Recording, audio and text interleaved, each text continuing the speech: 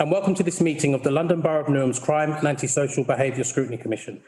Can everybody present hear me? Please do raise your hands. Fantastic.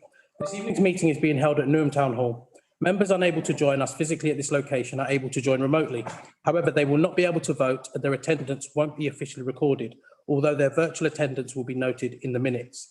I would like to welcome the members of the public and press who are physically attending or watching on YouTube. With regards to meeting etiquette, members of the council, please can I ask that you indicate that you wish to speak by raising your physical hand or by using the hand up symbol on the Zoom dashboard. Please can everyone be mindful of each other and please observe sensible etiquette to help reduce the spread of COVID.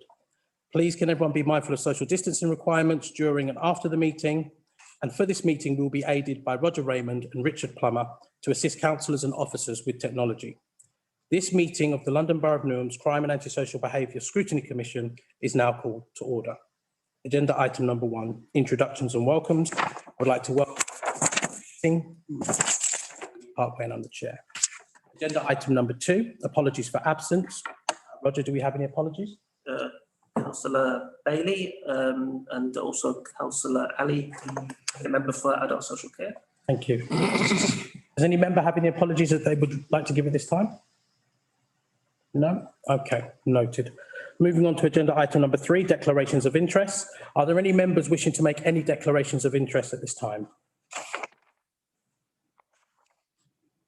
No? Can the clerk please note that and record it for the minutes? Agenda item number 4, minutes of the previous meeting. The next item is the minutes of the meeting held on the 30th of November. Has everybody had a chance to look over those minutes? Flag? Yeah? No? Okay.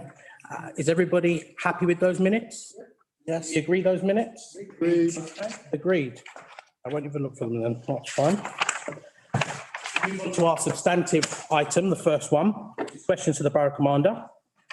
The committee will now move on to agenda item number 5. This item is for the Commission to question the Borough Commander to administer its duties under statute and to scrutinise the local police, as well as examine how they are keeping residents safe in the borough. I am delighted to welcome to this meeting Detective Chief Superintendent Richard Tucker, who's our Borough Commander, also Councillor James Beckles, the Cabinet Member for Crime and Community Safety, Gary Connors, Assistant Director for Community Safety, Amy Blake, Corporate Director for Environment and Sustainable Transport. Also, I do believe we have Chief Inspector Michael O'Donoghue and Chief Inspector Owen Powell's meant to come, but I assume not here. Just the 2 of you. That's absolutely fine. So without further ado, Mr. Tucker, would you like to make some opening remarks to the committee? Yeah, of course. I mean, time's limited, so I mean, I'll be quite candid. I'm not a PowerPoint person. Okay. I think that hides. I could talk for an hour about policing in Newham and go through figures and everything like that. I'm your senior lead for policing. That's how I view myself. I've got a very clear understanding of where the police sit locally in the community in terms of the democratic vote, people who are voted in to hold me to account. So I understand the importance of the statutory responsibility that the councillors and the members of the public have to hold me to account. And the importance of policing where we sit in a modern liberal democracy. It sounds very grand, but it is very important to me. My policing philosophy is that we are your police. I don't refer to my PCs or my sergeants. They're your PCs. They're your officers. And we work on your behalf, and I work on your behalf. So it's been a very, very challenging 2 years, unlike for the rest of the community, the policing as well, in terms of just the different challenges that COVID has put up for us in terms of a different style of policing around the legislation was changing on a weekly basis. The demand profile for Newham changed as well, which meant we had to be a bit more agile in the way we had to approach. In terms of the impact that COVID had on the police in attendance, our workforce is generally quite young.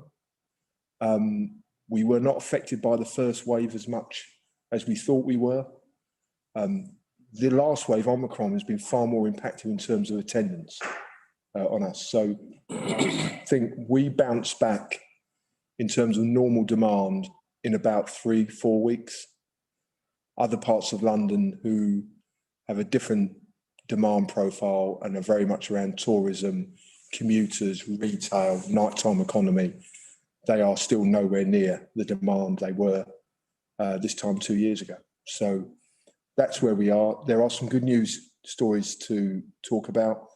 Mick O'Donoghue is my superintendent for neighbourhoods. He's come with me, and I think that's something that's quite important to the local people, what we're doing on a very much local level. I can speak about what our strategic strands and priorities are. And I think when you speak to colleagues from the local authority, we have our own separate operational responses on a day-to-day basis, but we have got shared responsibilities which we work together to solve. And that's, again, that's a statutory responsibility we have, and we work through the governance of the Community Safety Partnership Board, which I'm part of as well. So I'm open to questions. I hope that I've got most of the answers for you. If I haven't, Mick's got a pen, he will take them away and we'll go and get them. But thank you very much for the invite, and I look forward to listening and hearing what the people I work for have got to say. So thank you. Thank you very much, Mr. Tucker. Chief Inspector, do you have anything that you want to say? Couldn't have said it better myself. So No? Have you got your pen, Mick? That's I've got a keyboard. Okay, no worries, that's fine. Okay, I will open up for questions then. Does any member have a question? Councillor Gray, Councillor Mulglasey. Thank you, Chair. Just beforehand, I see Councillor Nazir is trying to join in the waiting room, so she can be let in by members. Welcome, Superintendent. Good to see you again. And Councillor John Gray from West Ham Ward. I'm just obviously the Newham and Waltham Forest were effectively forced to merge together a few years ago, and it was quite clearly was driven by a cost-saving agenda rather than improve local policing. But I'm just wondering, how is this sort of a marriage between two fairly different boroughs working as regards to operational policing, and is it under review? Is it ever likely to go back? I'm sure from the council, even though we've probably got no policy, we prefer to have our own borough commander, our own dedicated borough team. Okay. So for those who didn't know, Newham was a separate policing command.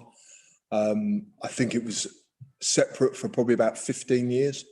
But before that, we had 3 divisions within Newham. You had West Ham, you had Plaistow, and you had Forest Gate as well. And before that, you had even subdivisions. So when I joined the police, you had 76 subdivisions. And they all had K, and it was G district, H district. And then they went to the borough command model.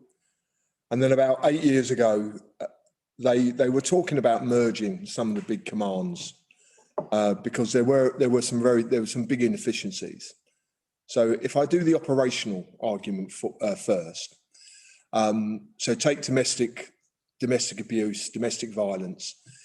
In some cases, you were dealing with families who you would have the local unit dealing with one part of that crisis in that family, have 2 other separate units dealing with other parts of whether it was involving children, sexual assault. And so you effectively had 3 different units dealing with one family. And so the decision was made to streamline that. So you had a better governance around sort of operational delivery around those issues. And then in the background, and we were shielded from the austerity because of the Olympics as an organisation. But as soon as the Olympics was gone, the handbrake was taken off and we had to save £1 billion. And I remember sitting at our headquarters and borough commanders going around very enthusiastically, marking out how London would look. And there was an argument to leave Newham by itself because it is so big and demanding. But the decision was to merge with Waltham Forest. The geographical fix isn't great because the main roads go east-west, whereas we are a north-south BCU. I would argue that Waltham Forest is a very demanding place, especially if you come, if you like, south of the 406. It is the demand is very similar to Newham in terms of the problems that we have there. The issue around, and I was talking about this recently, and I'm sure we will talk about misconduct and discipline later, because it is very much in the headlines. We talk about borough commanders quite a lot, and it was always the conversation, oh, how are we going to survive without our borough commander? Well, the bigger issue for me was we had 32 borough commanders and we went down to 12. I was asked to do this part of London, and I was very flattered and honoured to do it. It's been a privilege. But what we also lost, we lost hundreds of sergeants. We lost hundreds of inspectors to keep our PC numbers up. And I think that was a bigger issue. It's taken quite a few years to work this way through. But I think our supervision ratio, where we used to have 1 sergeant for 5 constables, we went to 1 sergeant to 10 constables. That has become an issue. And we'll talk about performance later on. But that was a bigger concern for me. The model works for me because I have a sizable number of police officers, and I can move them around to deal with issues, not on a daily basis because it's never that critical. We've had a few times, but in the 4 years that the BCU has been going, in April actually it's 4 years, I would say it does give me the ability to move people around. Newham it's an intense place to work. And when I say that, I'm mindful that the vast majority of people in Newham are law-abiding, decent, amazing people. But it has had its challenges. But the journey, I don't want to sound like an X Factor, the journey we've been on from because I was at Waltham Forest as a borough commander and then took over the command. When I took over in 4 years ago in October, it was a very, very different picture here in terms of the extreme violence involving gangs and especially children and young people involved in that. But the BCU model allowed me to move significant officers from across the command into some of our hotspot areas to have a larger gangs unit, to have a larger proactive unit to deal with those issues. And then when an issue rises somewhere else in Waltham Forest, I can move those assets up to the high street there. And I accept that while some of the argument was around governance, the main driver was a financial saving of £1 billion, which, of course, years going by, we shrunk, and it was really tough. Tough decisions were made about where we use our staff, and now we're growing again. And our PC numbers are slowly getting back to the numbers that we had before we merged, which is a good thing.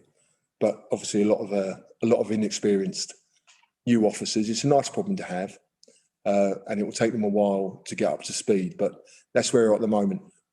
It has been discussed. We did a review. We will not be unpicking the BCU model. We will stay like this. We may get more superintendents at a senior level. So that's one of the arguments. Maybe I sit on top and you'd have 2 dedicated superintendents, one for Newham, one for Waltham Forest, and then have the other superintendents in charge of the strand leads. But as we sit at the moment, we are not going to unpick that because it costs a lot of money and there was an awful, huge effort. It was the biggest change we went through.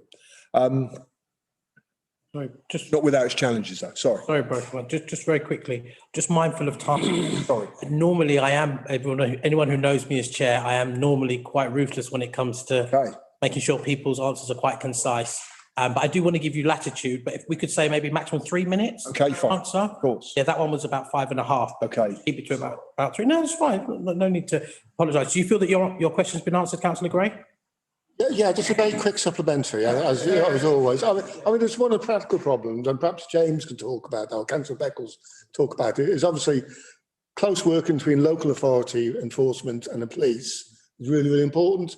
But, there's obviously, Wolf and Forest understand have got a different structure, different management change, different ways of doing things. So I can imagine that caused problems. It must be difficult for your PCs as well to work out. And also, I went on a walkabout with police last week, which was part of one of those big days, and it was great. But one of them wasn't from Newham and just didn't know the area. She was, but I didn't think that was a problem or issue. So I'll be concise about that. Sometimes we do need to bring extra cops in from other parts of London because there might be a critical need. As a rule, I don't like it. So when there's a critical incident, I want local officers dealing with the issue. I don't like the idea of, after something's happened, we drop lots of cops down in. I've changed my mind on this. Because after speaking to people, because the first question they say, well, where were you last week? I think you'd rather see one cop for 30 days rather than 30 cops for one day. Right. So I think that's something the Met Police has to work on. I've been very clear about that with my bosses. I want local officers to be patrolling and engaging with their staff. And I want my longer term plan, and we are doing it with East Ham, Green Street, Stratford. We are growing the local teams. So there's that consistency of relationship. And that's what we need. And that trust and confidence that we want to build, that is the only way it's going to improve. Not by officers who don't work here coming in and having a walk around. Because as you say, they don't know the area. So. Okay, I'm going to move on to Councillor Muggle. Your question? Thank you, Chair. Thank you, Mr. Tucker. Nice to see you. On page number 9, it says the crime types. I would like to draw your attention towards increased crime is public order offences, sexual offences and violence against the person. Yeah. They have increased in 2021 compared to rest of the years from 2018 to 2020. Yeah. I would like to ask what kind of action plan we have in place to bring down this number. Is there any action plan where we have involved the local council services and other stakeholders in the borough? Yeah. Okay. So if we take violence against the person, so if we take overall crime, it has gone up. So I was looking at this today before I came. So the big increases are other crime. And I think, well, what's that? So I should know that. So there are a basket of crime that are measured there. And there's other crimes, like it might be a dangerous dog or a dog out of control, or it might be, as you said, you've mentioned public order. That's a big jump in public order offences. But so violence without injury, it sounds strange, doesn't it? Violence without injury. So that's I push you, you push me. That went up 15%. That's our biggest increase. Now that incorporates some of our domestic incidents. That incorporates some of our neighbour disputes, all that. I put that down, and I've got no analytical basis for this. We'd have to look at that. But that is very much, I think there's that COVID effect that people were staying at home a bit more. There were more people living on top of each other, and we had some of those things. In terms of what you're saying about working together, so tomorrow we have our board for Community Safety Partnership. We've had a pre-meet for that.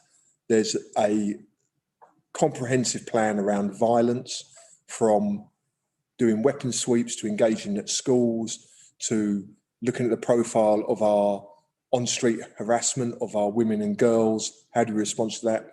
From serious sexual assaults to our gang violence to our homeless and mental health issues, which are big drivers for our violence as well, that sometimes get forgotten, that adult piece around mental health. So the plan is there. That is put through the governance. There's Councillor Beckles is on that board as well. And I meet with senior local authority officials to go through that. And that's what I want to point to. There's work that we do every day. So as we're sitting here, the calls are coming in, we respond.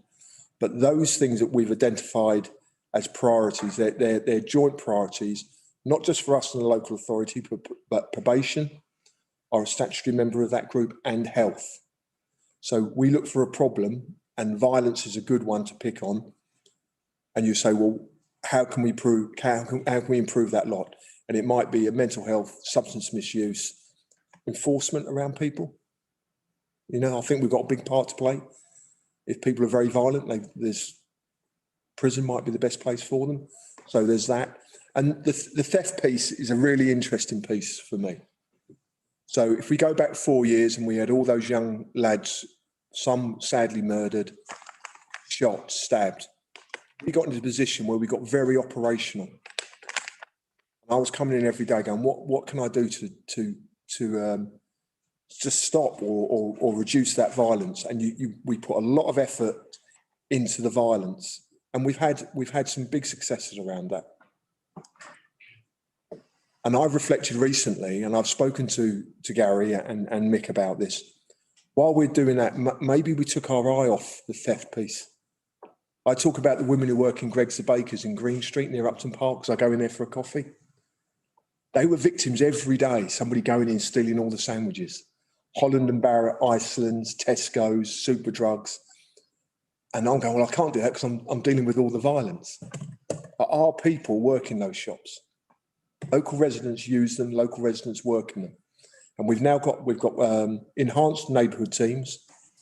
We've got adopt awards, and there's going to be a real focus on where our residents visit, work and play.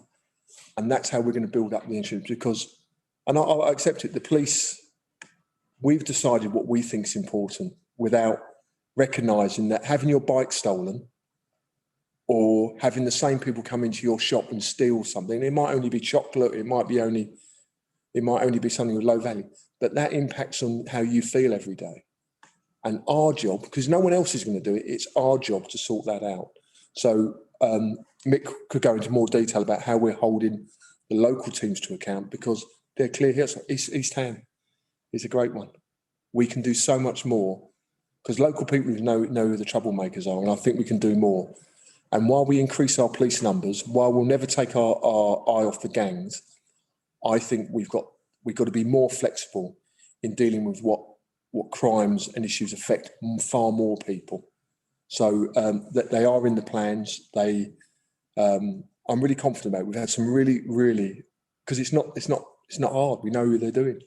We know who's doing it. So to reassure you, and Councillor Beckles is here, we can go through the plans. I went through them earlier with Gary. They're very, very comprehensive. But there's always more we can do. There's always more we can do. Thank you very much. Chair, just a supplementary one, the quick one. No worries. Thank you for that. Like you said, the community safety board, you're going to discuss these things. Yeah. We definitely have learned the lesson from these increased number. Yes. Sorry, Councillor. So theft isn't on there. Antisocial behaviour is. Theft isn't. So if we look at that and say, but what is the link with theft? Because on the face of it, so are you bothered about somebody who goes in and steals some sandwiches from Greggs? Well, no. Well, I am, if the people who work in Greggs are upset by that every day, and he does it every day, we've got to do something about it. And there might be a social need there, mental health, drink, drugs. That was my But question. we have to. So we go to the probation and say there's a cohort of habitual thieves. What are you doing about their social need that's causing them to go and do that? So if someone is going and stealing sandwiches every day, you know they're hungry. Well, maybe there's something more we can do about that. If they're going and stealing bottles of whiskey, have they got a drink problem? So it's a priority for us. It's a priority for me because I see how it affects trust and confidence in the police. And I think it's worth a conversation when you look at the profile, that we have a conversation about the community safety partnership. How does it link in with antisocial behaviour and some of those hotspots that we have within you? Thank you. I'm not sure I can give you another one because other members are waiting. I haven't asked my question, basically. I thought you did. You asked a supplementary. Supplementary, the quick one. No. You did ask a supplementary No, I did. because he came back on what you just said. Richard just started it. You started talking again. Yeah, Richard just started it. But my point, you did highlight a bit of it. My point is, these offenders, basically, they have the complex and high needs as well. We need to look into that area. So sometimes they are offending. We enforce, that's fine, we can do that. But do we have a strategy in place when we are on this community safety board. We're just discussing these things. We can take adult and the children commissioners for the social care on board. We can just put a plan in place to engage with them and rehabilitate them. That was basically my question. Thank you. Thank you, Chair. So the answer is yes to that. You know, habitual people who we know about and they're in a cohort with the probation, yes, there's a plan for that. Yes, thank you. Brilliant. Okay, I've got a quick question. I'm glad you kind of touched on it, talking about low level stuff. One of the things that we've looked at as a committee. I ban low level. Okay. Volume, yes, it's the trouble with the police. Language is important. Yeah. It's low level to the police. Well, it's not. Well, who are we to say? So that's my point. That's why I'm saying I'm glad you talked about it. So as a committee, we've looked at cuts that were made to council budgets, which in turn meant that our out of hours noise team was cut. This has been a massive bone of contention to some residents because almost they feel as though they've just been left and they're falling between the cracks. They call the council says it's police matter, call the police. They call you, and you, not you personally, but you know what I mean, the institution, and they say, well, actually, it's not that severe because we're dealing with a stabbing or a shooting or a this or a that. And basically, they're just left, just completely bereft. The question I wanted to ask you is, are the council being honest? Is it a police matter? Or is it not a police matter? Is it a council issue? Because we've never really, as a committee, got to the bottom of it. Every time the council come before us, they say, well, actually, it's the police. And then we don't really hear anything more of it. So what's your view on that? So my noise, if you go through the law books, Yeah. it's not a police matter. Okay, thank you. However, if someone's saying, I'm coming to the end of my tether, Yeah. I've got young children here, I'm losing my... Oh. Who else is there? I'm very much, well, in the spirit of the act, we are the police. Sure. What enforcement, have we got power of entry? No. Yeah. Have we got power of arrest? No. Have we got power of seizure? No. So if the person go away, we're, oh, okay then. So there's a negotiation, there's a bit that, but I accept with you, but that's something that we can go and look at. And because if the community say, this is what I want you to concentrate on. Yeah. We would be neglectful if we didn't get our heads together and say, right, Yeah. what are you doing with your resource to actually deal with that? But and I'm going to be quite concise on this. My worry is, and I know how stressed the police force have been already. You know, I've seen numerous incidents where you are the last call, basically, where essentially you're doing the work of social services at times, dealing with mental health patients that you shouldn't be dealing with because that's not your job. But ultimately, the failures up the system leave you burdened with the issue. And I feel that this issue is no different. You are lumbered with an issue that, quite frankly, as you just said, is not a police matter. That's something the council should be dealing with. Agency approach comes there, yeah. Sorry? Here, a multi-agency approach is required to resolve.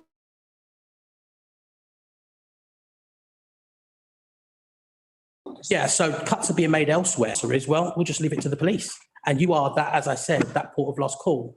So I'm glad you gave us that very straight answer. It's not a police issue.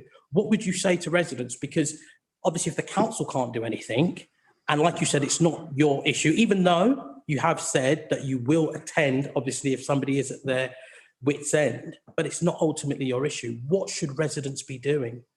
I would say if they're at their wit's end, Yeah. and they are, and if my operations lead were here, they'll be kicking me under the table. Yeah, no, I get it. Call us because we could go round. Yeah. The uniform counts for a lot, still counts for a lot. Yeah. That's why it's so effective when we do work with the council around other issues. Sure. It gives a bit of weight to the conversation. So I would say phone us. Yeah. If we can come, we will. Yeah. And hopefully, most people are reasonable, aren't they? Of course. Most people are reasonable.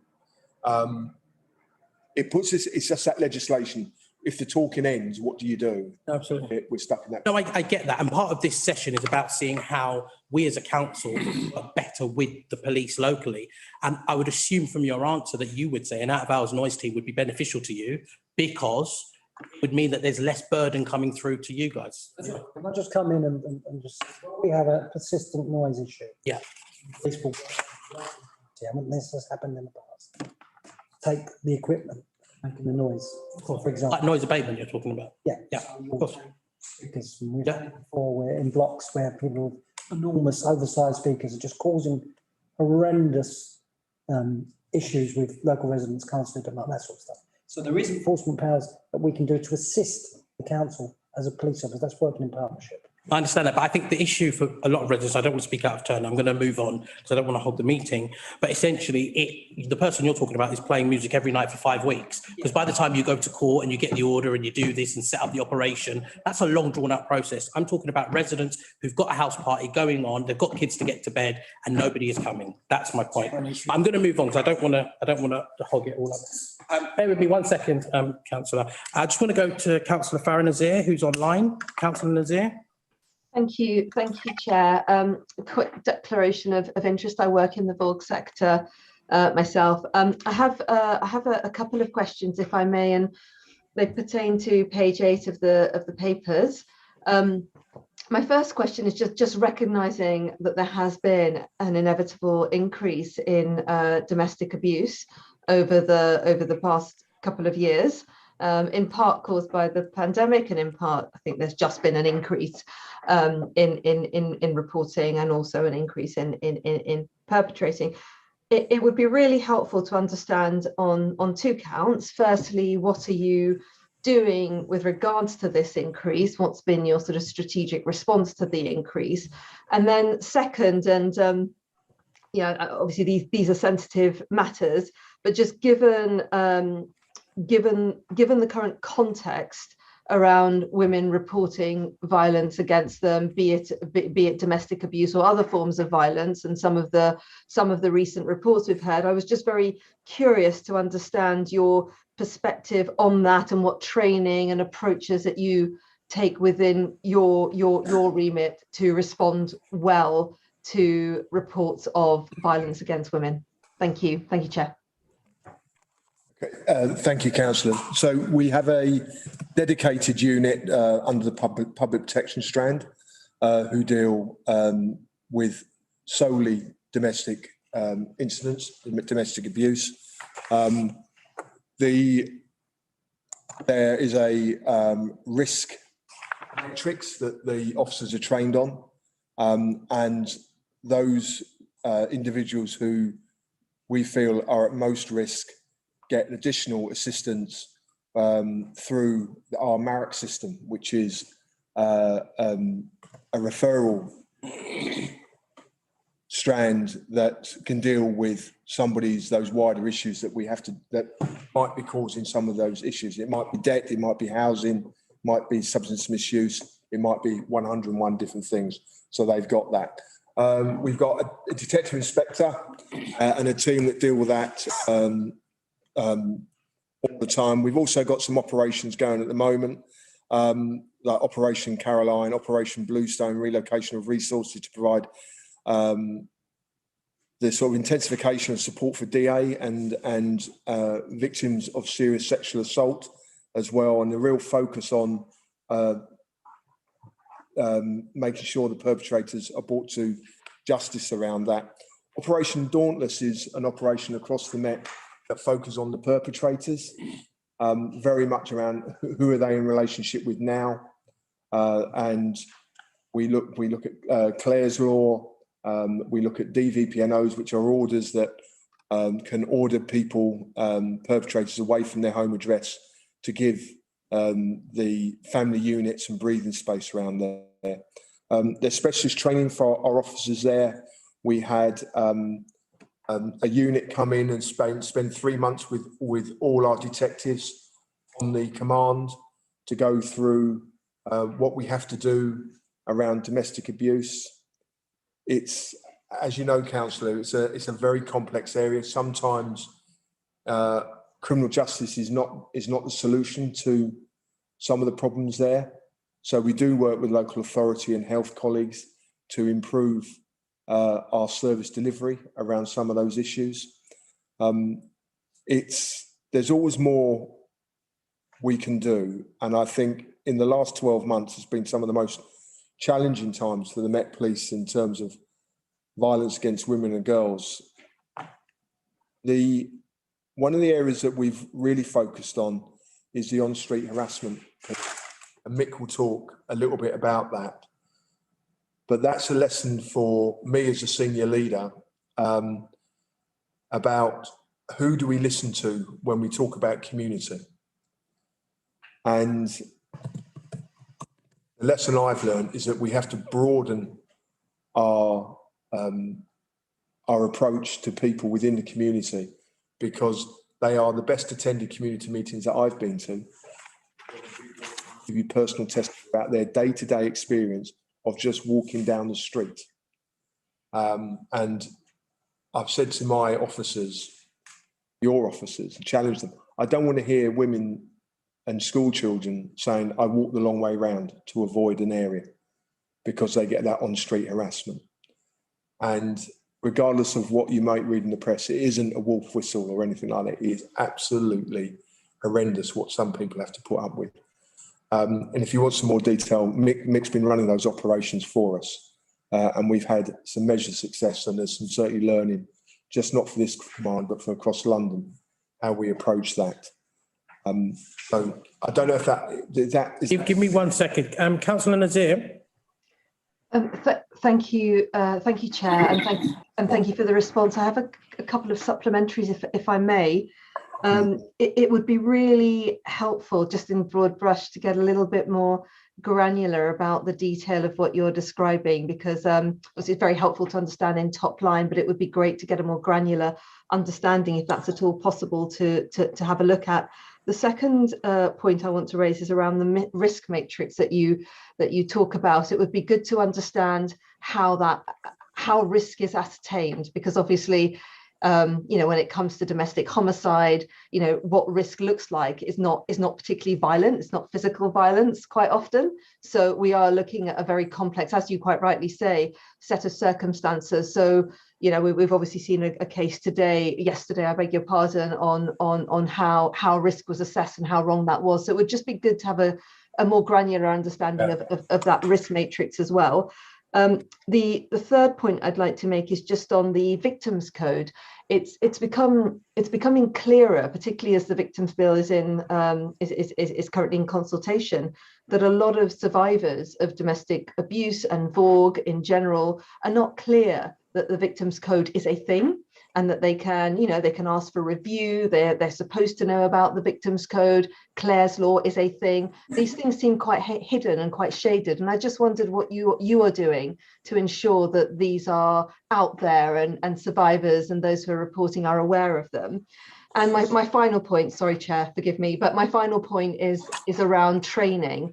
I just wondered, you talked about training. I just wondered what training you received from specialist violence against women organisations, because obviously there are some, rooted very, very firmly in London, in the Borough. I just wondered what the engagement looked like there, because obviously they have very specific types of knowledge, particularly on women who are the most marginalised. So those women with no recourse to public funds, those who might have insecure immigration status, which obviously shouldn't confine them to a life of abuse. So it would be really good to understand your perspectives on that. Thank you, and thank you, Chair.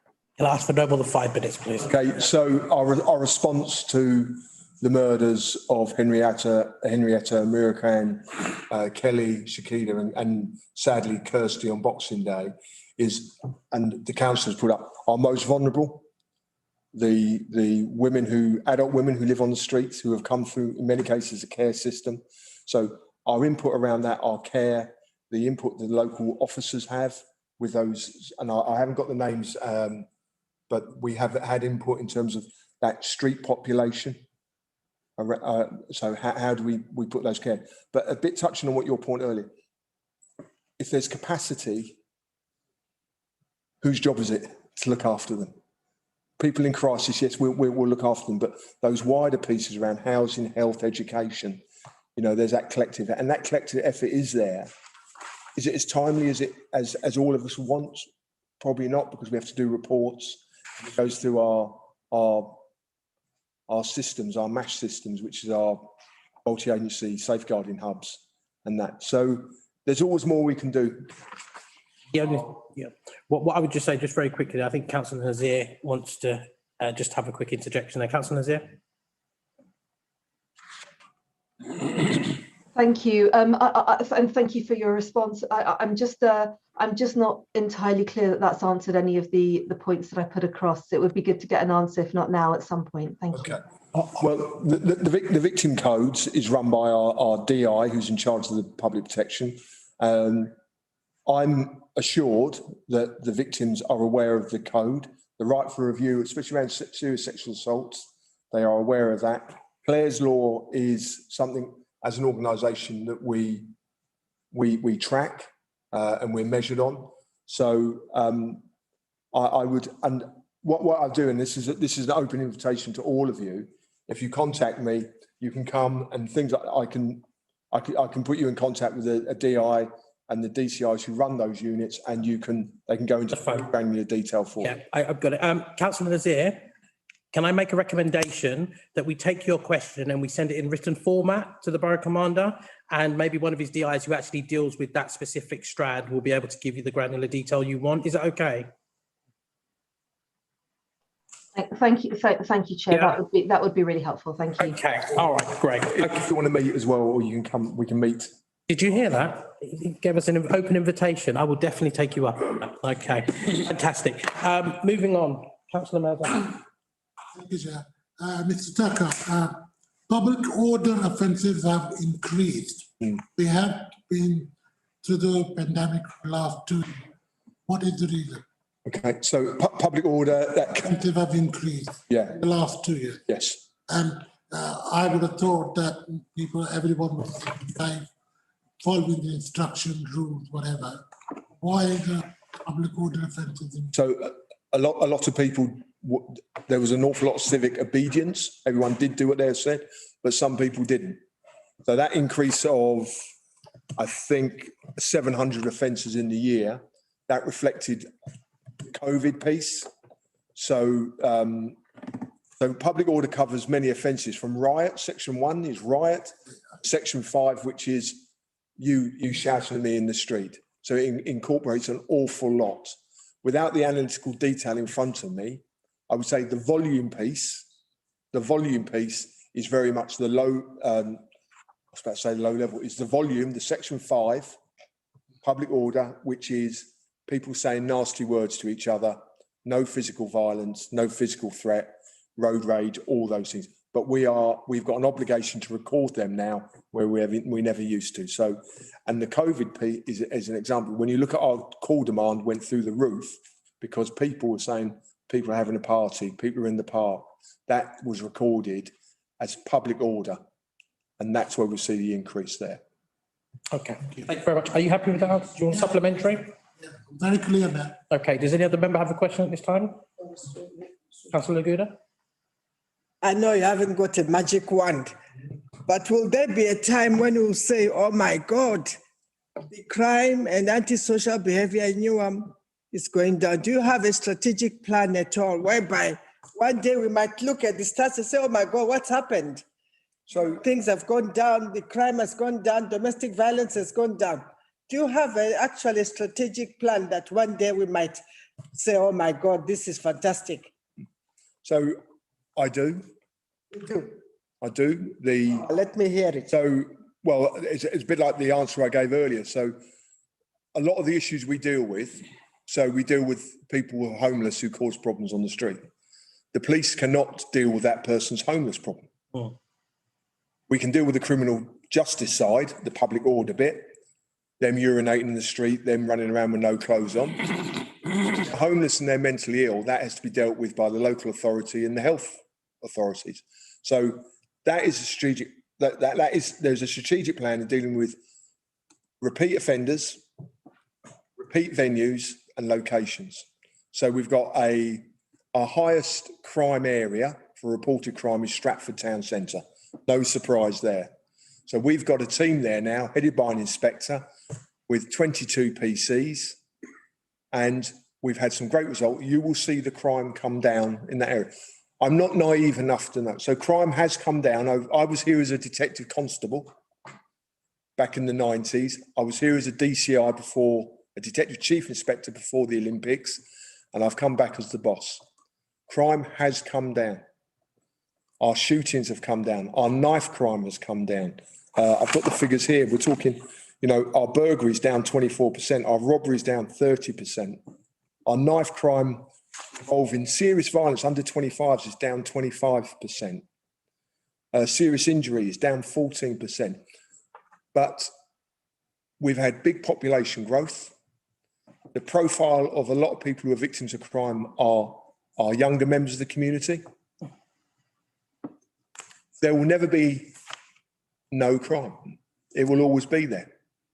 And I think, hold me to account for, I know Barking Road, East Ham Junction there, around McDonald's, women locally have said they feel harassed when they're walking around there. So I've been told about that problem. Right. I say to Mick, go and deal with that problem. We know there's something going on in Stratford, deal with that problem. Can we be everywhere all the time? No. 350,000 people in Newham. Sometimes crime happens, sometimes bad thing happens. London, a city of over 9 million people. With that amount of people rubbing up against each other, some crime is happening, bad things happen. I don't want to be a pessimist, but I tell you, crime is coming down, the serious bit. And the challenge is, the lessons we've learned from dealing with the gangs and the serious violence is start putting that into that volume crime, which I think affects far more people than we ever thought, affects how they feel about where they live, affects how they go to work. Our biggest victims of hate crime are our service providers, our security guards, your police officers, your staff at A&E, the people who work in retail. I'm doing some work with Tesco's, the abuse people in Tesco's get.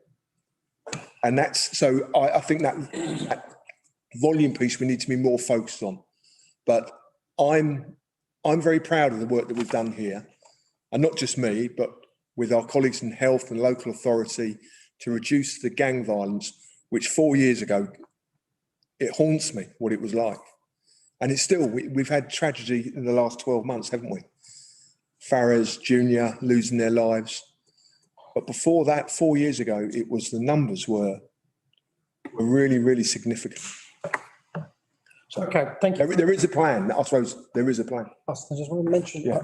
so part of what the bus is talking about is about targeting areas which we know historically have caused us the most amount of crime. So we have 5 areas within Newham.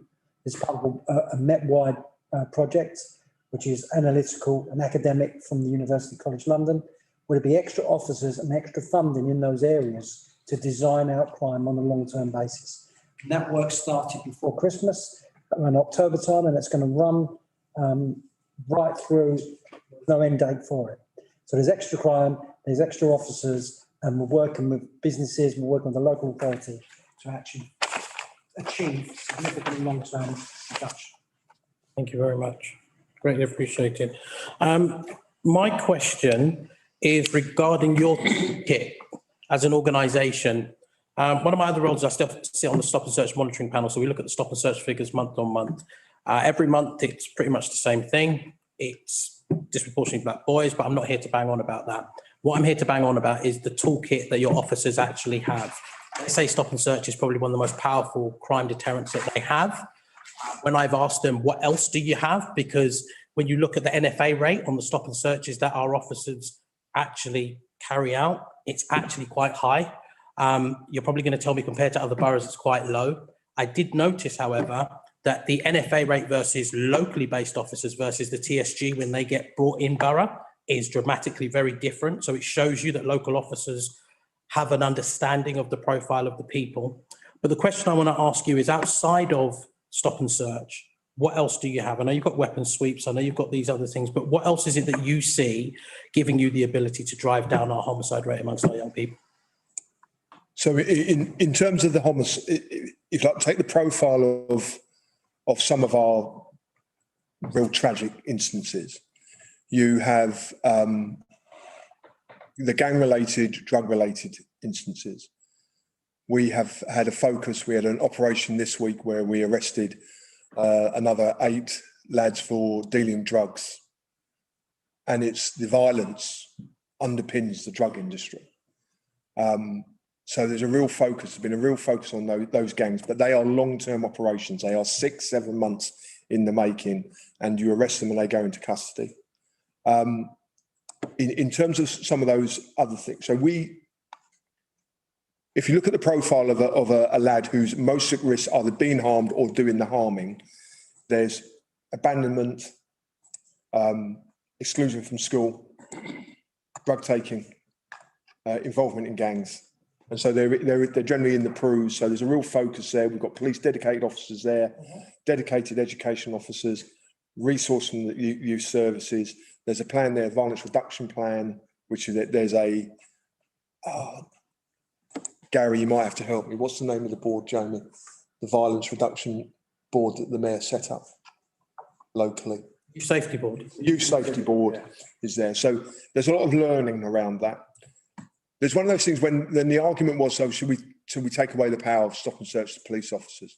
If you took that away, I'm not saying that's what you're suggesting, well, there is nothing left for us to do. We can talk to people, we can chat, but there is something about we do need that power. Our stop and search has come down dramatically. Our just the volume of our numbers have come down an awful lot. What is it roughly averagely in a month? So it's yeah, if you get, so it's about 300. it's come down 10,000 over the last 12 months. Okay. So that's quite significant in terms of that.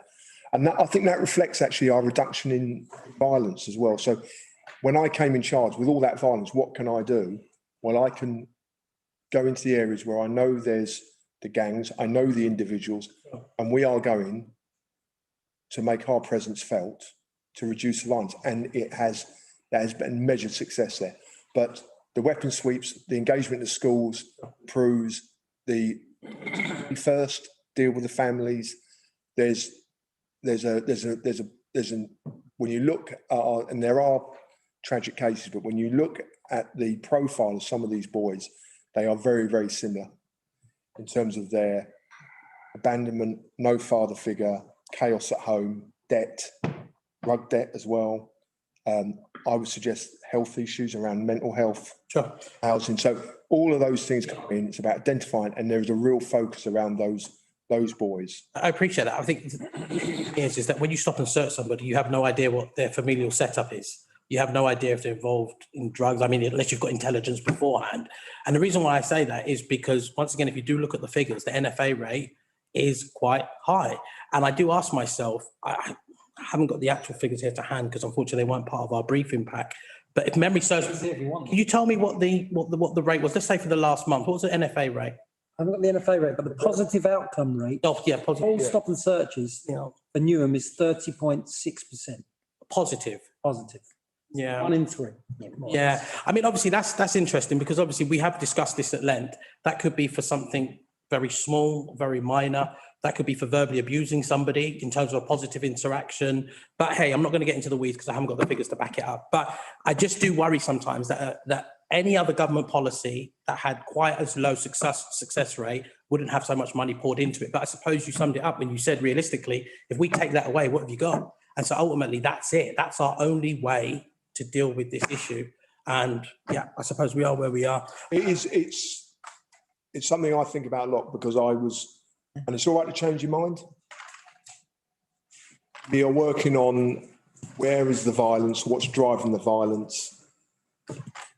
We really sort of laser focused on the area and the people we want to stop. So we're running something called Op Channel, which is where our schools officers are going out who know who are the boys who are making silly decisions. And it's not about stop and search, it's about stopping, engaging, what you're doing, hanging around. If the grounds exist, we do. Every time we take a knife off someone, we stopped someone in Stratford the other day and they had a massive knife like machete down the back of their trousers. The only reason they're carrying that is to hurt someone. Absolutely. Kill them. Every time we take a knife off someone, that is murder prevention. Absolutely. And I think sometimes when I talk about it, I think that's the level we've got to start speaking about, because we're talking about people losing their lives, not about some minor public order thing, different disagreement with cops. We get it wrong. I cringe when we get it wrong so badly. I apologise for that. And we need to work harder on it. And I think what have we got? We need to give our officers confidence to stop, engage, have a chat. Hello, how you doing? like what I was taught, Oh, this straight to handcuffs and search, you're going, well, that's a bit quick. absolutely.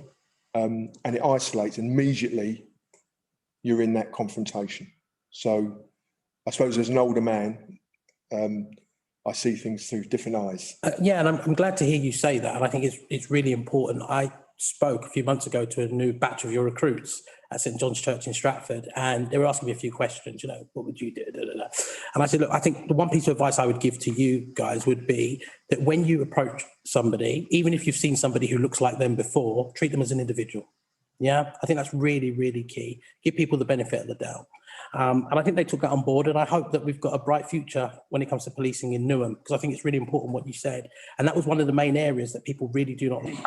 And it's, as I said, there is a massive distinction to be made, to be fair to you, between your local officers and TSG. I really do have to make that distinction. I'm not sure much of the public understand the difference between the two, because I do find TSG are much more brusque and brash with people, and they're not as respectful as your local officers are, who are here day in, day out.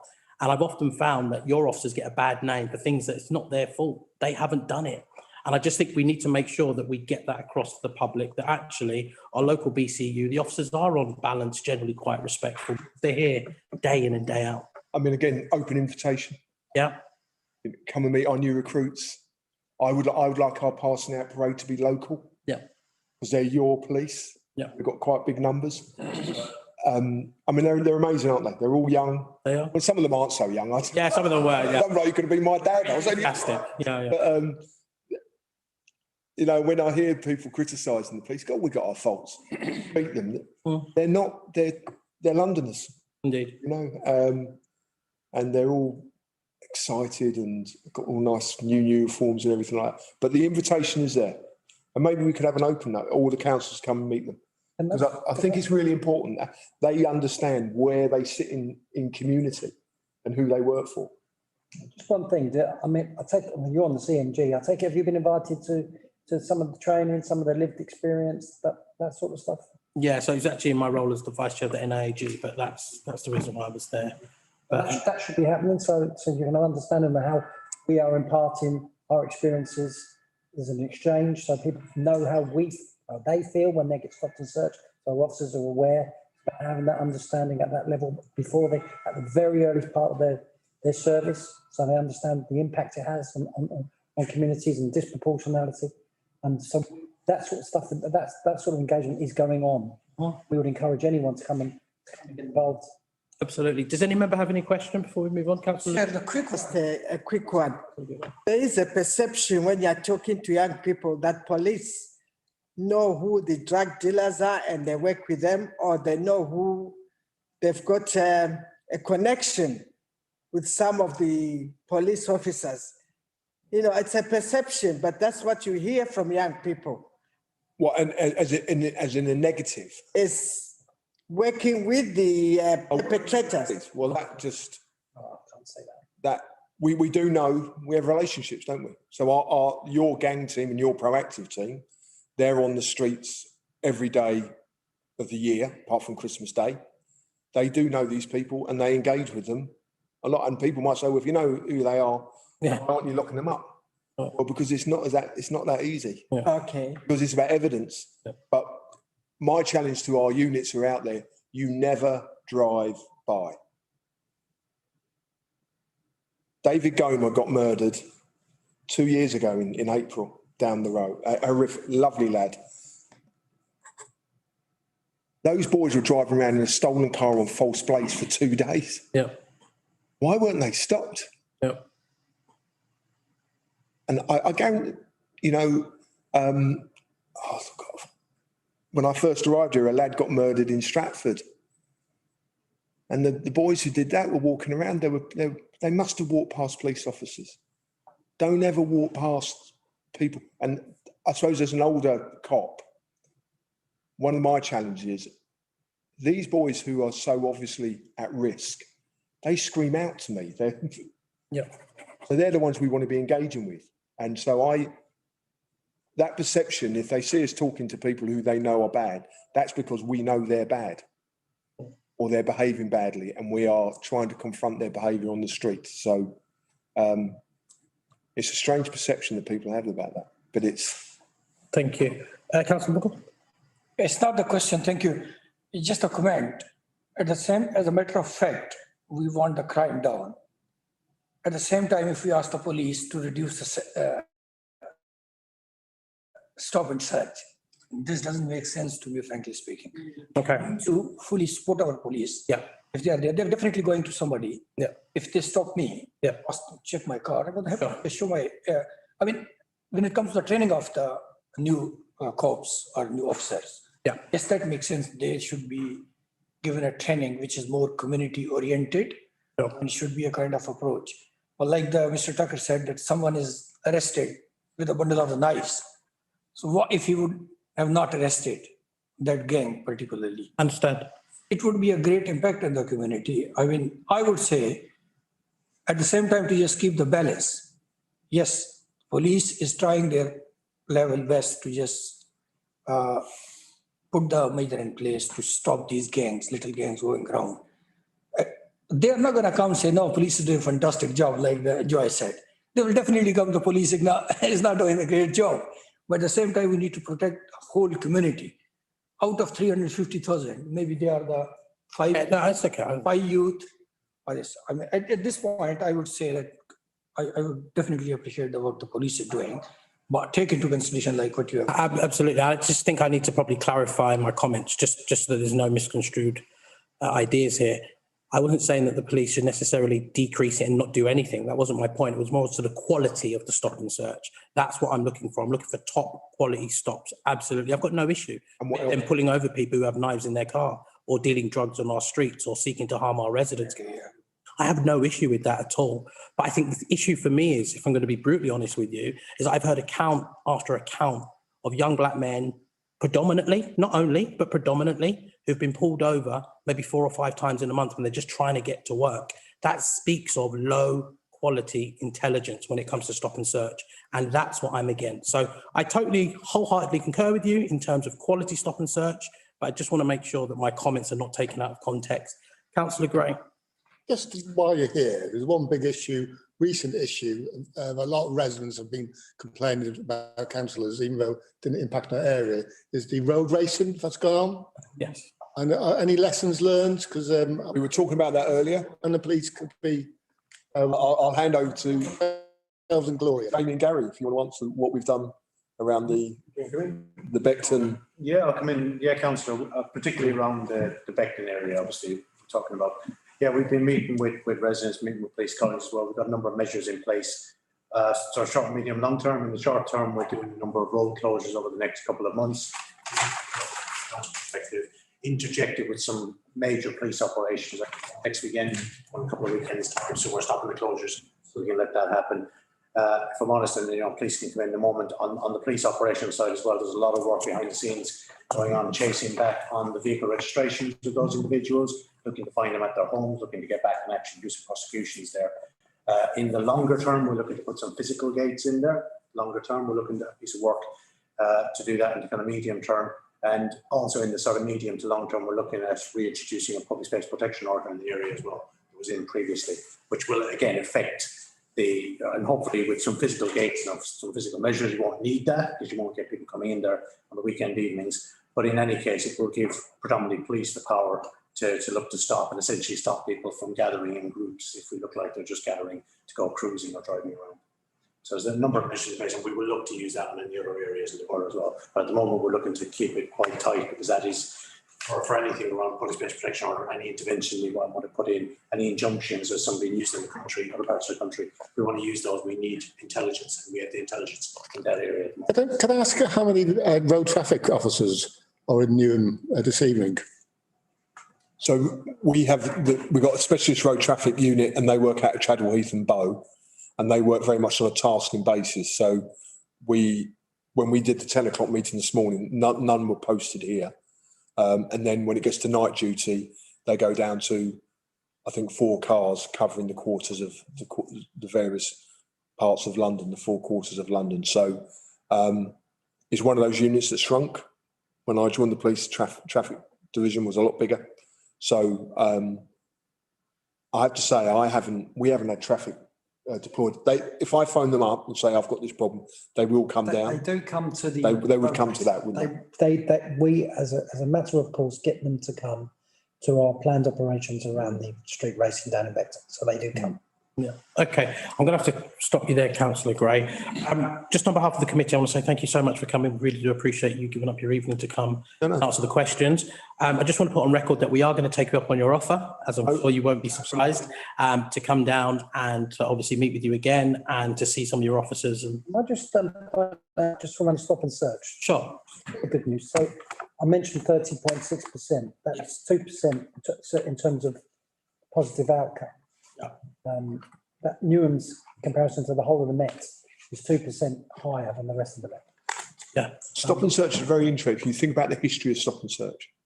So when I started, the history of stop and search was you're looking for property. You were looking for going equipped, stolen credit cards, bank. Okay. And then of course it changed to stop and search now is predominantly for weapons. Okay. Driven by drugs. Very few stop and search for acquisitive crime matters, which of course is far more in volume, far more than any violence. Something like that. So appreciate that. I mean, we can discuss that in great detail when we're long. But just want to say thank you very much for coming. Thank you very much. Thank you. Thank you. You can. Yeah, no problem. Thank you very much. Okay. Just stay if you want. Well, you are welcome to stay, but yeah, I mean, we are going to be talking about sex workers in our next agenda item, so it may be something that Mick's going to stick. Yeah, and Mick's here. Right. Thank you very much, everyone. No problem. Thank you very much for coming. Okay, so moving on to agenda item number 6, the committee will now have a look at engagement with sex workers in the borough. Wait for him to leave. I'll wait for you to stop. Okay, sure. Oh, yeah. Sorry. No, that's okay. Okay, I'm delighted to welcome to this meeting for this section, Councillor Feroza Nekiwala, who's the Deputy Lead Member for Health and Adult Social Care, Colin Ansell, but I don't think Colin Ansell's actually on the call, Fiona Hackland, I can see you, Fiona, thank you very much for coming, who's the Assistant Director of Commissioning Adults and Health, Shana Marshall from Hestia. I've got Nahir Chowdhury from Hestia. Just come on screen if you are present, please. And also we've got Rachel Boys from NIA, Ended Violence Against Women and Girls. We've also got staying with us for this item, Councillor James Beckles, Gary Connors, Inspector Michael O'Donoghue. So I'm going to let Councillor Feroza Nekiwala just kick it off, or Fiona, whoever's got a short presentation. If you just want to go, I'll give you 5 minutes or so just to lay out your stall. Thank you, Chair. Thank you. I hope everyone can hear me properly. Firstly, my sincere apologies from Lead Member Councillor Zulfikar Ali for not being able to join us tonight. So, Chair, just to talk you through this report, it updates you on the work that we are doing with the local police and Hestia, our provider. As you can see from the report, we work with other partners through MEME and support many women in this regard. We have also been part of an operation on Watford Road called the You Choose programme, where police targets the buyer and we offer support for the women. Our target this year is to support 65 women, and so far we have reached 40. We have also established a hub, which is providing good support. I am aware Councillor Lee Parkway is interested in visiting this, and arrangements are in hand to facilitate this. But I would like to invite other members of this commission to come too. I'm sure Fiona would like to add, and I'm happy to take any questions given the time constraints. Thank you. Thank you very much. Fiona, because Councillor Nekiwala was so concise, do you have anything you want to say for a few minutes? No, I think I don't want to kind of labour necessarily going through the report that the members of the commission might already have had a chance to read. Okay. But I think one of the things that I would like to stress is that we have, in terms of dealing with sex working, we do have our commission service, but through the Making Every Adult Matter, which is what MEME stands for, kind of collective work, we've been able to take a much more kind of strategic approach to dealing with this and kind of maximise on the basis of other organisations that are working in the borough with sex workers, so that we can maximise the impact that we might have and be working together in a kind of more strategic way. I think I'd also like to say that we do a lot of work with the police. So Hestia and Shauna can talk to you about that, will accompany the police on operations in order to kind of pick up any women and offer them support as part of that operation. So it's not completely kind of separated. And we have spoken to a couple of some of the community liaison meetings with members of the public who are adversely affected by sex working in their area, because we're very aware of the impact that it has on residents of the area where it happens, in order to look at, what work we can do around that. I think the hub that Councillor Nekawala mentioned, and which we are trying to find a time for you to be able to visit, is part of that offer in terms of offering women somewhere kind of safe to go to in the evenings, where they can get some hot food, a shower, wash their clothes, but also kind of have a slightly more kind of comfortable place to be able to speak with some of the support workers. But it also serves to get some of the women off of the streets in terms of kind of alleviating some of the nuisance that some of the residents experience, particularly in the Manor Park area. Thank you very much. We're going to move on to questions. I know we've got Shana and Naha here from Hestia. Do you have any opening remarks, or are you happy just to take questions? I wasn't sure if you had a presentation. No, I think our understanding is that we're very happy to take questions. Shana, is that? Yeah, that's fine. Does any member have any question at this time? Okay, I see all three of you. Councillor Bogle. Thank you, Chair.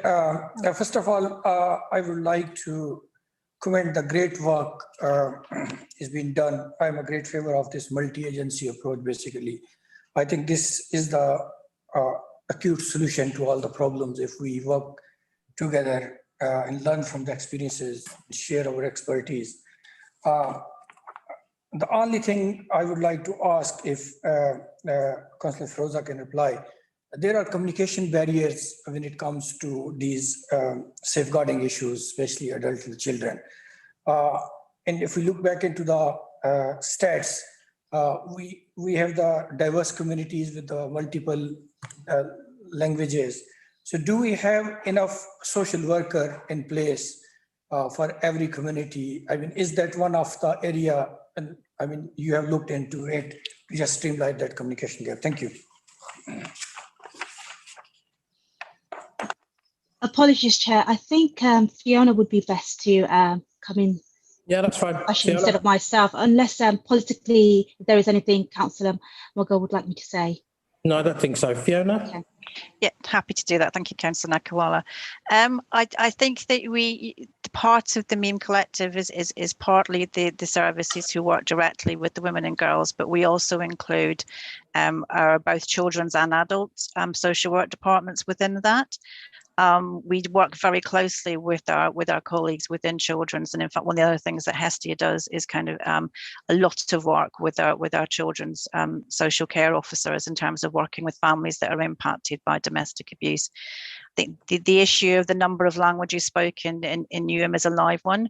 We were very careful when we commissioned the services, and also with the other partners, that there is a range of languages that are spoken by our communities offered within those services.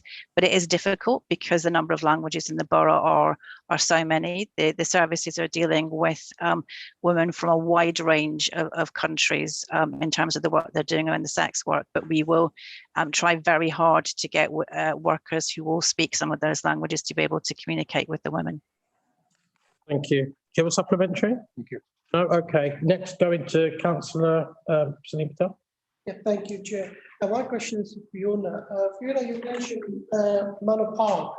It's a major issue on Romford Road. The problem is still there. You don't have to give me answer today, but what action and what step has been taken?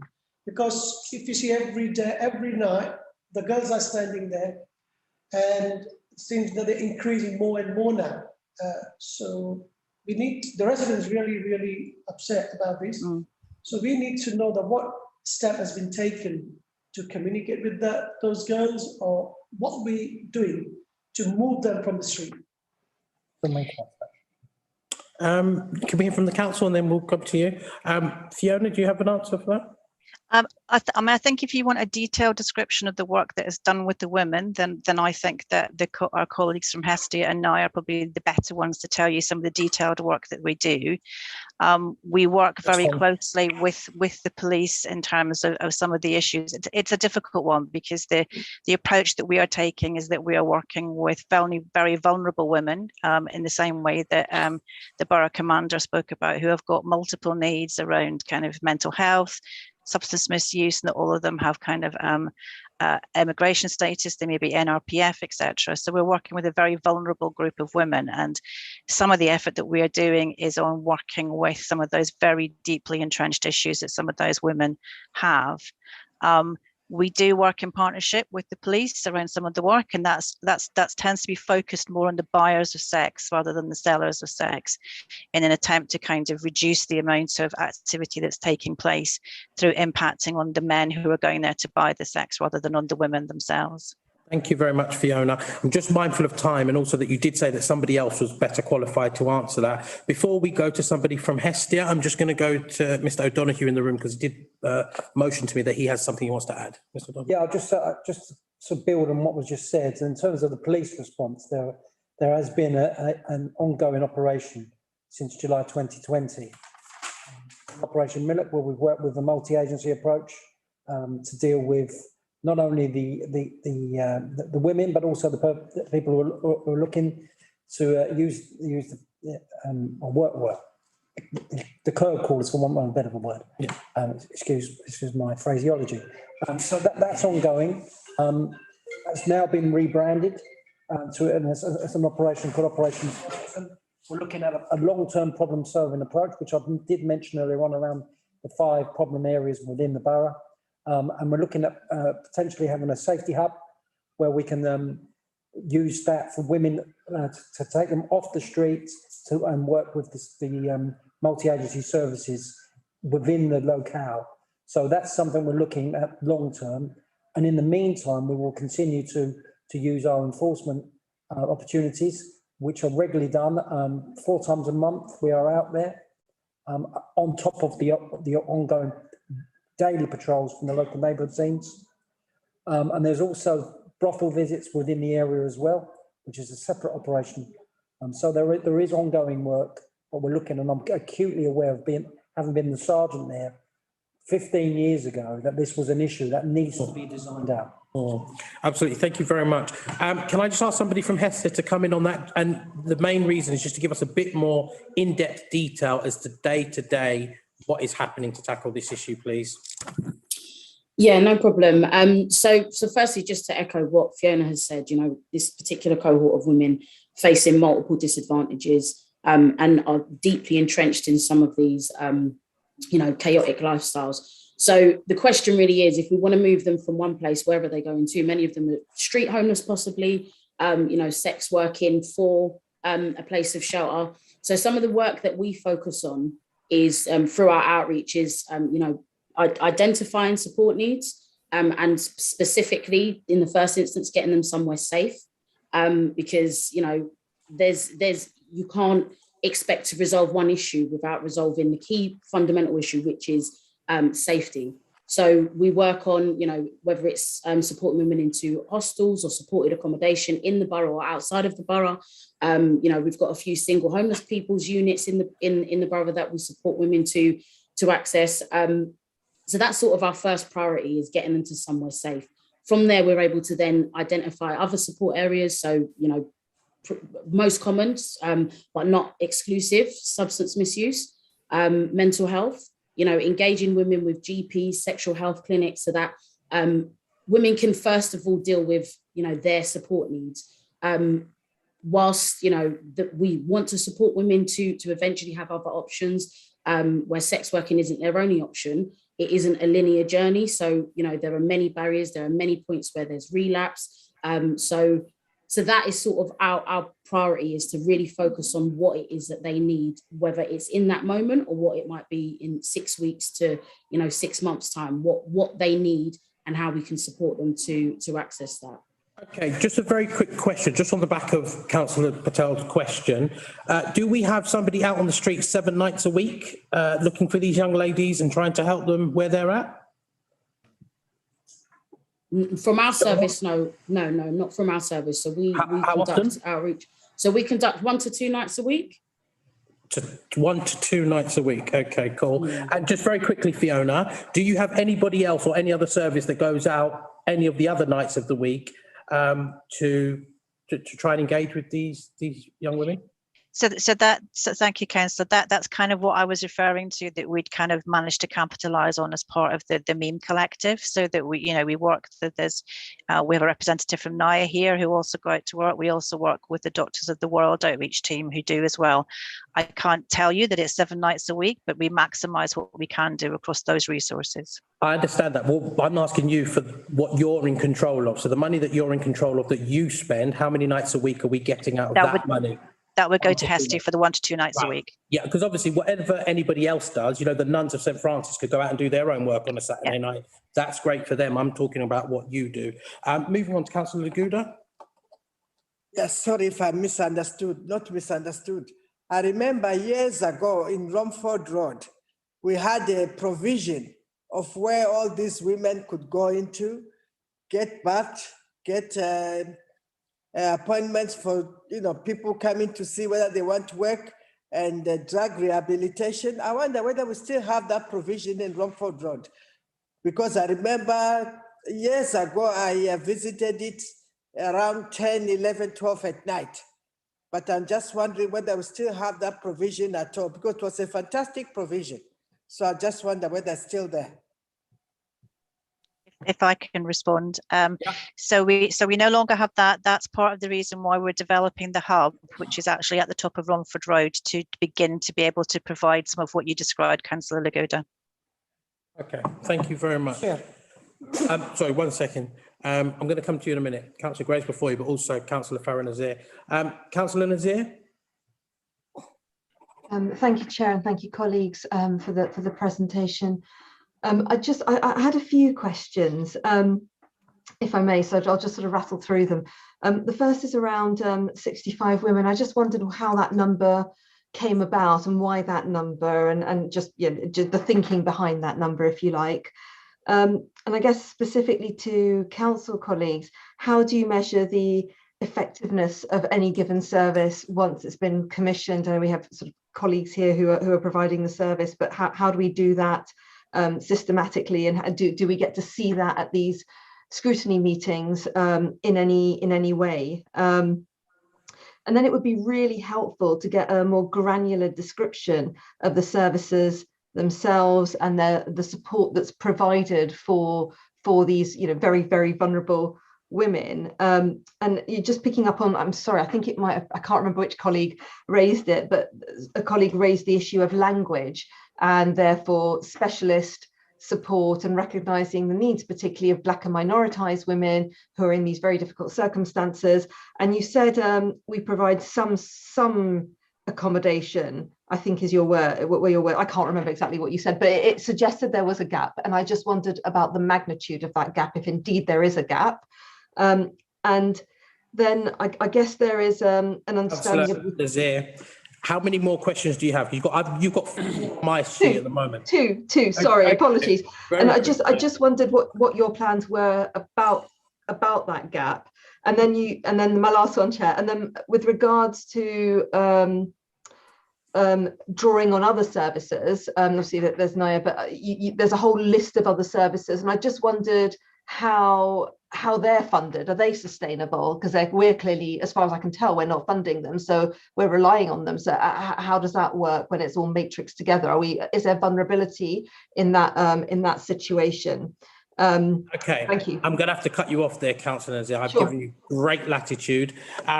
Fiona, I'm assuming that you're going to answer the majority of these. So if I just paraphrase, I think if we go through one by one, it'd be a lot easier. So 65 women, why that number? So fundamentally, that's a year-on-year count of the number of women that have been worked with in previous years, and we stretch it on a yearly basis. Okay, your internet no more scientific than that. Okay, that's fine. Your internet is apologies a little bit. No, that's fine. Just in case your internet does go, is there somebody else here who can take over from you?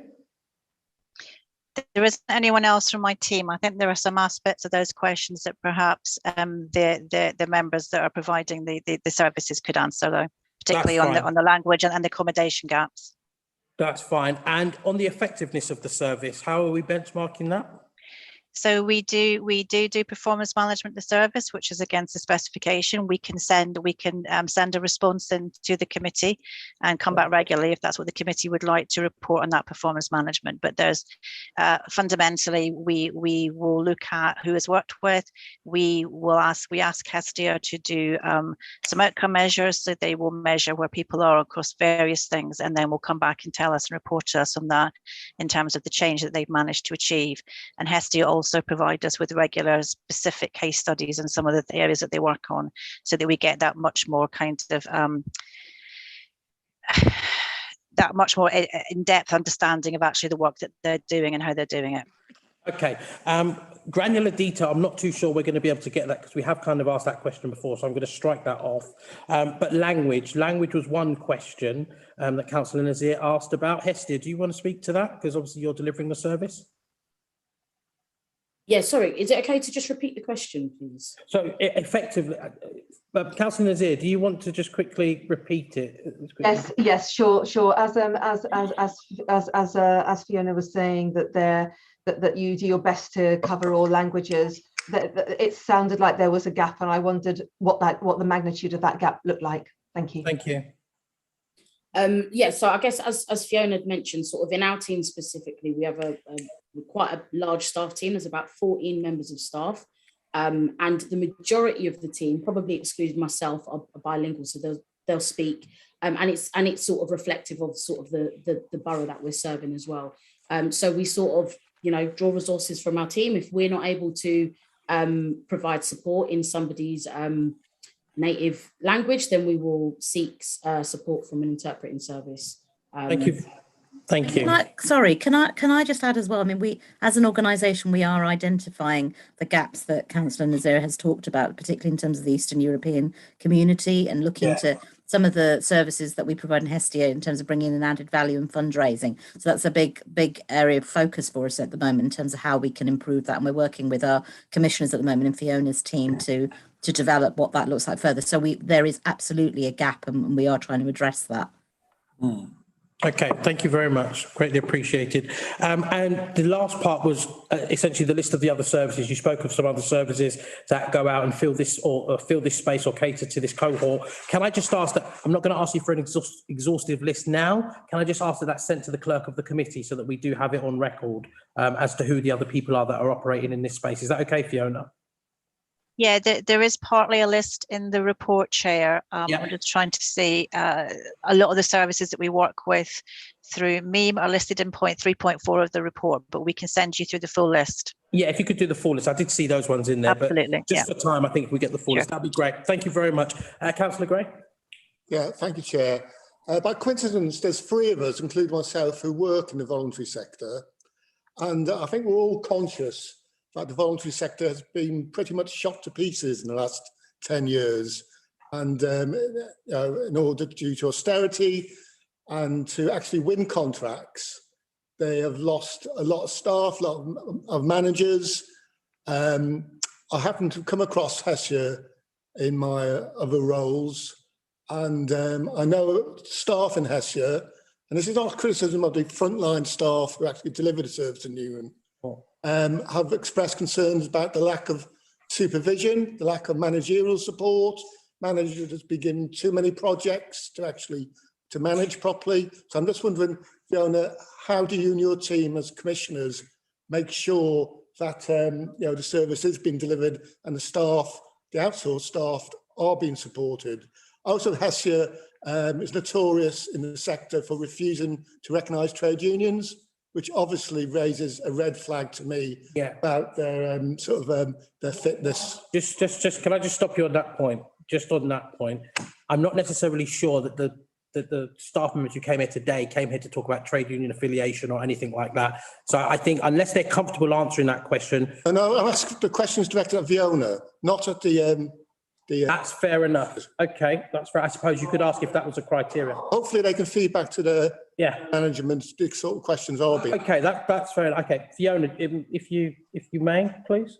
So in terms of understanding what the circumstances are for the staff, we would include that in our performance management in terms of reviewing what training and what support are staff getting, because as you're saying, we absolutely recognise that I've just talked about how vulnerable the women are that are being worked with by these staff teams. We need to know that they are supported and are able to do that. Otherwise, that work's just not going to take place in an effective way. So we would monitor that as well. In terms of the trade unions, that's likely to be a question that's asked at a point in procurement that commissioners aren't normally involved in, but I can go back and I can find out if that question was asked as part, or is routinely asked as part of our commissioning.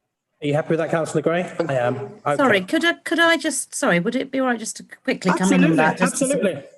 Just to say, as a senior manager within Hestia, I mean, we have very, very robust management practices, and as Fiona said, we regularly have to report back to our commissioners in terms of support and supervision of our staff. But it's constantly monitored, and really happy to kind of, if there are any particular individual issues, that he has to look into that. And also, again, as a senior manager, we really constructively work with trade unions, and I think rumours often start and myths come out, and that's certainly not the case in terms of how we work as an organisation. You do not recognise a trade union. Councillor Gray. Thank you. Recognise a trade union. That's a fact. It's a myth. Councillor Gray. I understand the passion. I get it, but I'm just not necessarily sure this is the place for it to be. Sure, but I've been accused of spreading myths by a senior manager. I take great objection. I understand. Being called a liar. Please. Oh no, my apologies. That's not what what I meant at all. Sorry, so. Nahi, hello, please. Can I just ask, please, that everybody just take a second? Sure. Let's breathe. Thank you. Nahi, can you just find out for us what the status is of Hestia in terms of trade union affiliation, please, and just write into the committee? That's all I'm going to ask. Yes, of course. That's all I need. Thank you. I'm going to move on from there. Thank you for this conversation outside this game. Thank you very much, Councillor Gray. Councillor Muggle. Thank you, Chair. No, Fiona, indeed, you are doing an incredible work. Have you thought at any point to engage with the Swish? Used to be one of the organizations who do provide all these safe sex practices material just to support these vulnerable women. I mean, I would say all these working women, we need to deal with them with high respect. Basically, there are so many factors behind their vulnerability.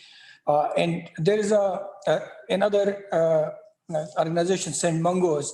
They do provide these services as well. And Street Link is already working in the New Am. If we can have kind of the service level agreement with them, so that could be a kind of the joint approach to just bring all these vulnerable women, then refer them into the supported accommodation, whether it's a drug, induced psychosis, mental health issues they have. Definitely there are the issues. If you look into their sport plans and the risk management plans, some of them have gone to the stage probably where you need to just get involved with the resolving chaos as well, because they have the extreme level expertise. So that would be kind of my suggestion, if you can just look into this, please. Yeah. Thank you, Chair. Thank you. Would you like me to respond, Chair? Or? Yeah, sure. Go for it, Fiona. Thank you. Well, thank you for that, but it's not me that's doing the work. It's our providers that are on the call right now. So I think it's thanks to them. I'm not familiar with what you've talked about. So I will talk to Sharna, Nahar and our other colleague and see if they're familiar with that. In terms of accommodation, we probably would need a service level agreement, but we would definitely perhaps be kind of spot purchasing accommodation for someone to make sure that they were safe, or that they were going into some of the accommodation that we commission in other areas, or indeed that our housing department holds in terms of temporary accommodation.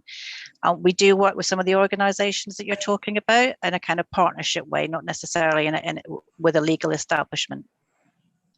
Thank you very much for that, Fiona. My question is a general one. I've spoken as chair of this committee to Councillor Beckles and Gary Connors before about sex workers and about the effects that they're having on the community, especially, as Councillor Patel said, along the Barking Road, and some of the issues that residents have faced there. It's been reported to us that people have seen people engaging in sexual acts outside of their windows, children having to walk past condoms and paraphernalia on the street on their way to school. There are numerous things that have been reported, not only to councillors, but also to other community figures. And my question is, is when I raised it with Councillor Beckles and Gary, that essentially the focus has been on outreach, because we don't want to criminalise a very vulnerable section of society, i.e. the young women who are the sex workers. But my question to you, Fiona, is, are we actually serious about this? Because when we actually ask about how many times are we going out there and engaging with these young women on a weekly basis, your answer was 1 to 2, which generally leads me to believe it's more 1. And I have to then ask, are we actually serious about tackling this? Because enforcement isn't the way that this council wants to deal with the issue, and I can understand the reasons why. But then if care is, we're only doing it 1 night a week, is that really adequate? I mean, I think that if we could do more, that would be fantastic. That's part of the reason, you know, and I take your point that we don't have control necessarily over what some of the organisations are doing, but we were aware that there was a lot of quite disjointed work taking place with women across the borough, and that's why we wanted to kind of bring together people in a kind of unofficial way to actually kind of maximise what we can do. It is a massive problem. The resources are what the resources are at the moment in terms of being able to do that. Okay, thank you very much. I really do appreciate that. Shana, I've seen your hand come up. I'm going to come to you, but I am going to go to Councillor Nekiwala as the lead member in the room. Councillor Nekiwala? Thank you, Chair. Just wanted to add on to what Fiona was just saying. Politically, we are compassionate and supportive and want to help these women. You can imagine these women are most vulnerable and want to move away from this, as many of them probably are forced into this position. So we want to work with the police and other partners to tackle the root and cause and work with the community to deter sex bias. Clearly, the police have their role to play in enforcing their powers. Our approach goes hand in hand, and to support these women to live their lives independently. I mean, I hear what you're saying, enforcement is an option we can look at. However, we need to look at if existing police powers are being used effectively, are they being enforced properly? So PSPO, as an example, if we do introduce that, if we introduce that to an area, is that an option? But the risk is we will transfer the problems from one area to another area unless we go for the borough-wide PSPO. This might be a risk.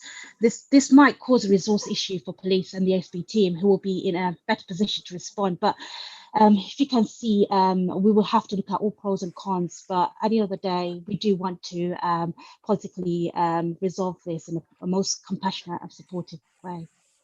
Way forward. Thank you very much, Councillor Nekiwala. You said that essentially, would we just move it from one area to the other, which I suppose is a concern. Whether it's valid or not, I'm not sure of. Redbridge have done a lot of work on this issue, and they have actively pushed prostitution, maybe not on purpose, but inadvertently, to Newham. And so my question to you is do Newham residents not deserve to live in an area that is not blighted with the antisocial behaviour that these young children have to walk past on a daily basis on their way to school? Do our residents not deserve that, Councillor Nekiwala?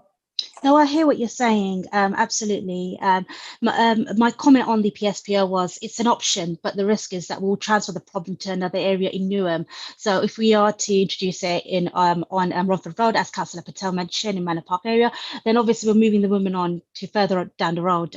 You're rightly to say that Redbridge did introduce that and has moved the women to Newham, but we don't. At the end of the day, we want to deal with these women with compassionate and care, and we want to support them and to obviously understand the root cause of why they're doing what they're doing and to help them. And that's why we have the hub up and running on Romford Road, as Fiona mentioned earlier. And yeah. Okay, thank you very much for that, Shana. Thank you, Chair. It was just a quick point just on outreach. I just wanted to be clear that we do street sort of evening outreach once a week. But the other element of outreach where we try to focus our efforts as well is attending some of the hostels and the accommodation that women are staying at, where we know is, we've got Plashet Grove, we've got West Ham House, Anchor House, places like that. So that's another element where we're actually meeting women that are not already engaging with our service, but by the end of those sessions and conversations and they understand what support we're offering, we're actually taking on new referrals that way as well. So that's sort of a two-pronged approach to the outreach that I just wanted to stress, really. Yeah, no worries. Thank you very much. It's greatly appreciated. I see Councillor Nazir. Thank you. I look forward to getting a more granular understanding. That would be really, really helpful. I think that's really important for us. I just want to register a discomfort with the 65 figure and how that's come about, because I think given that this forms one of the most heinous forms of violence against women and girls, the fact that 65 has come without any particular scientific background or rooted in anything that is, tangible, I find incredibly shocking, and I'm hoping I've misunderstood, but if that's the case, I find incredibly shocking. I'm also slightly concerned about the sustainability question, so it would be really good to understand how that jigsaw fits together, because it does seem like we are relying on things that we don't pay for, or that have not very much by way of sustainable funding, having looked at the list of organisations that you're referring to. It would be good to understand why one day. One day doesn't seem, I just don't get it. So it would be really helpful to understand why one day, because if we're actually trying to support these women, one day just seems very, very, very paltry. And then it would be really helpful to really analyse the gaps in provision, because a fair few gaps have been mentioned but not quantified in one place. And I would kind of really have hoped to have seen, look, this is our provision. These are the gaps, we recognise these gaps, we know these gaps, and that's not what I've seen. I feel like we've had to really pull it from you, these things happen. I'm not, it's just helpful to have this conversation. It would be good to have that quantified so we can actually hold it up to the light of day. Thank you, Chair. No worries. Fiona? Yeah, we can come. I mean, the 65 wasn't pulled out of the air. The 65 has been pulled out of some work that has been taking part over a number of years around working with sex workers, and it's basically being able to see how many have previously been worked with, and then trying to stretch that so that we can maximise the resource that we've got in terms of working with a number of women. Okay. Do you have anything to say to the rest of the stuff that Councillor Nazir said? I mean, I think the point's been made already about the granularity, so we can provide that to her. Okay, and the rest of the Commission. The one day? I mean, I think I'll go back to my response to your question earlier. It's kind of the level of the contract that we currently have with Hestia limits that to one evening a week, and the work that Shana's talking about in terms of going into hostels, etc. Okay, no worries. I think that was pretty much it. Councillor Nikiwala, did you have something you wanted to say? No, thank you, Chair. Thanks. No worries. Okay. Last questions from any members at this point? Does any member have any question that they would like to ask at this point? And Councillor Nazir, I just want to make sure that you are happy with the answers that you received. I think I'd be happier when I get the when we get the granularity behind it, because I still don't. It doesn't sit well with me that our figures are based on previous outreach. It should be, to my mind, based on demographic, but and our population. But thank you. Yes. Sure. I'd also like to just bring everyone's attention and just put it on the record of this report that we've received, which is section 3.14. And I'll read a small extract which said this is one component of the Hestia contract, talking about our outreach work with sex workers, which overall is a 4-year contract to May 2023 with an overall value of £499,555 per annum. And we can only get one day, just one day. All right, thank you very much, everybody. I'm going to be moving on. Thank you very much for coming. Apologies, Gary and James, that we didn't really need you that much this evening, but thank you for being here as always. Thank you very much, Chief Inspector Mick O'Donoghue. Thank you. I really do appreciate you coming. Okay, agenda item number 7. Thank you very much to the witnesses as well. Sorry, thank you very much. You can. Agenda item number 7, our work programme. Does anyone have anything they'd like to add to the work programme? Well, what's the phrase? The value of continuing with criminal prohibition on drugs. Okay. Helpfully suggested a number of times. Okay. Over the past period. No worry. Street congregation and street drinking. Street congregation, street drinking. Okay. Okay, fantastic. Thank you very much. Those will be noted. Moving on to agenda item number 8, which is the date of our next meeting. The date of our next meeting is scheduled for the 10th of February 2022.